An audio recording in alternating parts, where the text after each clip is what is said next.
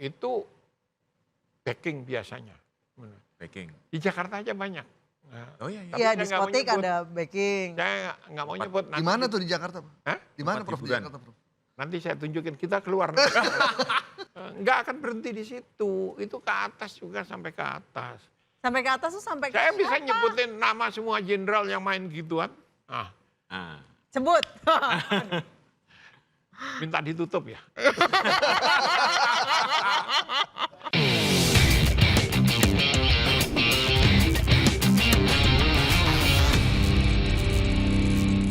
Prof, Hmm. katanya udah jadi rahasia umum. Biasanya tempat-tempat kayak gitu, itu yang punya ya APH gitu. APH. Aparat penegak hukum. Aparat penegak hukum. Kalau Sekarang itu istilahnya gitu. Gosipnya. Biar halus, biar halus, bukan. Prof. Biar halus. Kalau itu berarti Gosipnya. tentara nggak termasuk. Oh, Karena oh iya, iya. kenapa pendekatan saya tadi jingoisme? Karena Pokoknya mereka yang pegang kekuasaan. senjata deh, Senjata. Pak. Ya, karena senjata itu salah satu sumber Sumber. kekuasaan. Gitu. oke. Nah, itu backing biasanya. Backing. Di Jakarta aja banyak. Nah, Oh iya, iya. Tapi Iya, saya nggak mau diskotik nyebut. ada backing. saya nggak mau nyebut. Di mana tuh di Jakarta, Pak? Hah? Di mana, Tempat Prof, di hiburan. Jakarta, Prof? Nanti saya tunjukin, kita keluar. Kenapa? Inisial aja, Kalau Prof, saya inisial, ngomong di sini, kalau ngomong di sini, yang ditembak cuman saya. Kalau ditembak 3 kan bisa meleset. Kalau 1 orang kan jebol nanti. Saya ajak tempat-tempatnya saya tahu. Jadi backing aja ya. Iya. Oh, jadi menurut Prof Kiki, bukan punya nih, tapi backing. Bisa punya, bisa backing, bisa dua-duanya. Yang di Lampung itu punya Ya. apa backing kira-kira? Ya, kalau lihat dari pengakuan saksi-saksi ya punya. Yang punya itu artinya ngelola kayak gitu. Di sini saya nggak mau ngasih tahu, nanti kalau saya kasih tahu saya nggak dapat setoran lagi. Gitu. Maksudnya apa nih, Prof? Ya, Maksudnya apa? Jadi ada selalu gitu. Jadi yang backing siapa, yang dikasih setoran siapa itu selalu ada. Prof, bukannya ada aturan kalau udah di backing nggak boleh digerebek? nah, ya Apa saya laporin itu. Ya, apa mungkin baru, orang baru jadi nggak tahu, Mas Gaib. Iya mungkin. Ya nggak? Kan Kapolresnya ikut kan? Kapolres. Orang baru jadi nggak tahu, bisa gitu nggak? nggak Kapolsek. Ya Kapolseknya ikut. Kapolsek. Ya, ikut. Kapolseknya. Jadi Ini Dan korban. udah jadi salah ditembak satu itu kan. korban. Korban. Jadi Salah korban. satu Korban. korban yang gugur. Tapi yang gerbek tuh banyak orang, jadi nggak ini. Jadi Kalau- operasi resmi ya sebenarnya. Itu operasi resmi berarti. Ibaratnya operasi Anu, resmi. apa penggerbekan resmi Iya. kan? Iya. Karena Dan itu ngebuktiinnya nanti post factumnya. Post factum itu artinya kalau kita bicara nanti akan ada penggerbakan, akan ada situasi chaos, akan ada yang mati. Itu ante factum sebelum kejadiannya. Tapi kalau sudah kejadian, kita analisis, kita jelaskan secara kronologis, itu namanya post factum. Nah, kerusuhan itu kompleks sekali aspeknya. Nah, sangat kompleks. Sehingga kalau kita bicara post factum, maka bisa jadi semua itu dugaan-dugaan publik itu ada semua. Gitu. Atau salah semua, bisa jadi. Gitu. bisa jadi Nah, benar. dan itu satu-satunya cara, karena saya scholar, ya, satu-satunya cara based on forensic. Artinya apa? Penjelasannya itu evidence based. Evidence based itu berlaku untuk semuanya. Bahkan dunia kedokteran pun mengenal evidence based. Jadi ada 1.000 orang mengaku dia sembuh, itu bukan berarti obatnya hebat, Ya. pengobatannya hebat. Enggak. Harus ada Pembuktian. evidence-nya, ada bukti-buktinya. Kalau yang dalam kedokteran dipresentasikan dalam bentuk tulisan-tulisan jurnal segala macam gitu. Nah, kalau pada kasus seperti ini evidence based itu ya nanti kan ada uji forensik. Uji forensik itu ya senjatanya apa yang dipakai, ini yang dipakai. Nah, Artinya nanti dugaan publik itu bisa jadi salah, bisa jadi benar juga. iya. Tergantung dari evidence base Iya. tadi. Tapi kalau misalnya nih yang Prof Kiki tahu nih ya. Hmm? Biasanya gitu nggak sih Prof? Jadi misalnya tempat hiburan malam yang Spanyol nih, separuh nyolong, separuh ilegal lah. Iya, itu Atau yang ilegal beneran itu tuh biasanya punya backing atau punya Bukan. mereka yang pegang senjata. saya mau tanya, APH punya atasan nggak? Punya. Punya. Ya punya dong. Ya semua punya atasannya lah. Coba kita main ke kota nih. Ah. Kamu misalnya pesen cewek. Ya kalau cewek kan bisa pesen cowok. Iya, banyak gigolo-gigolo itu kan. Nggak akan berhenti di situ. Itu ke atas juga sampai ke atas. Sampai ke atas tuh sampai ke Saya bisa siapa? nyebutin nama semua jenderal yang main gituan. Ah, Ah. Sebut. minta ditutup ya. Prof, Ah, kan udah pengalaman jadi anggota tim mencari fakta. saya selalu ketuanya. Selalu jadi ketua ya. Kalau kasus Lampung ini sebenarnya mudah apa enggak untuk mencari fakta yang Mudah. sebenarnya? Mudah. Kenapa? Kan sudah dideklar dari awal. Terlepas ada undang-undang TNI yang baru atau tidak, itu normanya adalah joint operations, joint investigations. Jadi Ya. dilakukan bersama.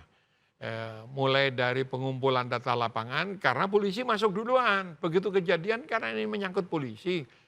Dalam hitungan menit, detik mereka udah ada di lokasi. Gitu. Nah, lalu penyelidikannya, kalau penyidikan itu udah masuk ke proses pro justisia namanya.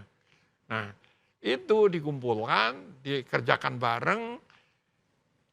Yang harus dilakukan adalah pertanggungjawaban publik. Jadi disampaikan ke media secara bersama-sama. Nggak boleh salah satu nanti jenggonya yang mana. Iya, iya, gitu iya. kan. Jadi harus bersama-sama disampaikan, setelah itu dibedah, ini loh faktanya. Nah, kalau ini faktanya, maka mudah. Apa? Tiga-tiganya itu proyektilnya masih ada di kepala, di tubuhnya itu. Nah, Ya. kalau hanya pistol tentara, dia kaliber 45 pasti. Apalagi kopral yang nembak. Kalau kopral, dia pasti bawa FN 45. Senjata genggam laras pendek yang lebih canggih seperti Glock, terutama Glock, Sixfire, itu kalibernya sama tapi hanya dipegang oleh perwira, itu pun perwira yang Jadi kalau senjatanya khusus. lebih tinggi, kemungkinan yang 3 ini pion doang. Yang pelaku ini pion doang. pion. Iya. Ya, kamu yang bilang itu. Saya, Ini konfirmasi nih ke Prof. karena Konfirmasi gini, nih. Misalnya ternyata Iya, senjatanya lebih iya canggih. bisa jadi, Berarti tapi yang sekarang lagi diperiksa ini pion doang. bisa jadi karena apa? Kalau dia udah sampai tahap diperiksa, apalagi dinyatakan tersangka, ya pasti bukan pion lah, gitu. Bukan pion itu artinya ya memang dia yang melakukan nembak, gitu kan. Oh. Atau proyektilnya ditemukan itu laras panjang. Karena ada saksi yang menyebut mereka bawa SS1 laras panjang. Kalau laras panjang, apalagi jelas-jelas SS1, itu 556 kalibernya. Itu biasanya siapa yang pegang, Prof? Itu organik TNI. TNI.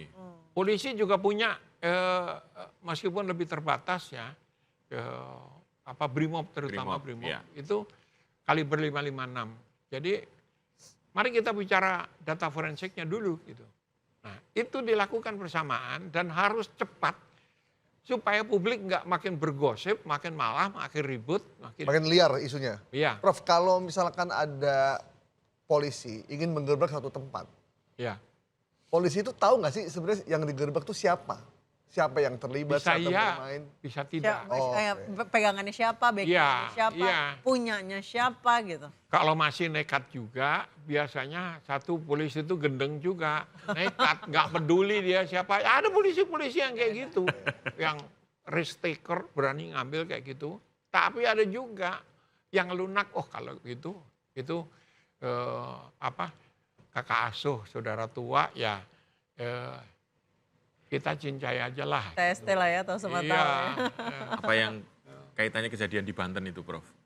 Kan itu ada yang pemilik rental mobil itu lapor kan Ya. bahwa dia diancam, tapi tidak dipercaya kan. Akhirnya dia yang ditembak beneran gitu. Iya. Itu kan kasusnya itu. Artinya nih, wah ini ngerti nih. Ini saya sedang berhadapan dengan siapa gitu ya, Iya, kira-kira polisi. iya. Tapi andai kan kalau misalnya kan? Iya. polisi itu datang ke lokasi, tidak akan kejadian penembakan itu. Lah iya makanya itu, polisi itu ngerti siapa yang dihadapi.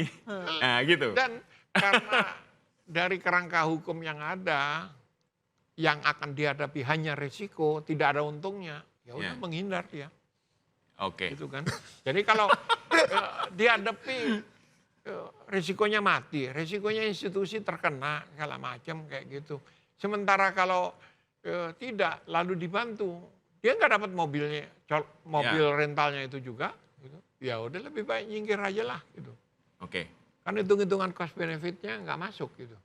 Berarti ini Tapi harusnya gimana? Harusnya enggak dong. Kalau lapor harusnya yang lanjuti dong. Ya masalahnya Mau yang saudara lapor tua, kan- mau saudara muda, Nah, yang lapor mau kan saudara adopsi. karena yang laporkan saudara agak tua gitu. Sementara yang dilaporkan itu kan saudara sangat tua. Gitu. Iya, iya iya. Iya kan?